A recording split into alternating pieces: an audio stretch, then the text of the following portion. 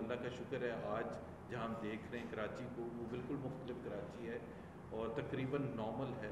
تو اب ظاہر ہے ہماری جو ایفرٹ تھی کہ اس میں اب اکنامک انیشیٹو لے کے ہم آگے بڑھیں۔ اکانومی کو ٹھیک کرنے کے لیے پرائیویٹ سیکٹر کو انکریج کرنا پڑتا ہے، اور پرائیویٹ سیکٹر کو آنے کے لیے انفراسٹرکچر کی امپرومنٹ ہوئی۔ ایم کیو ایم کے ساتھ ہماری انگیجمنٹ بہت اسٹرانگ رہی، اس کی ایم کیو ایم پاکستان کی اس کی ایک سب سے بنیادی وجہ ہے کہ ایم کیو ایم پاکستان اس شہر کو ریپرزینٹ کرتی ہے۔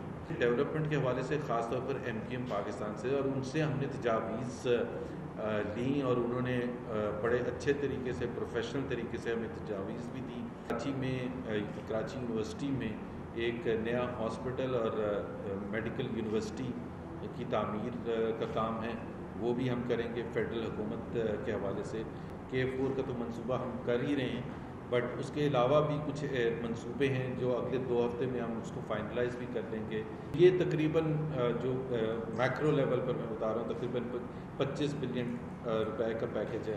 آئیڈیا یہ ہے کہ اگلے 1 سال میں جب تک الیکشن نہیں ہوتا تو جو بھی فیڈرل حکومت کر سکتی ہے کراچی کے حوالے سے، کراچی پاکستان کا سب سے بڑا شہر ہے، سب سے زیادہ بڑی مڈل کلاس، پڑھی لکھی مڈل کلاس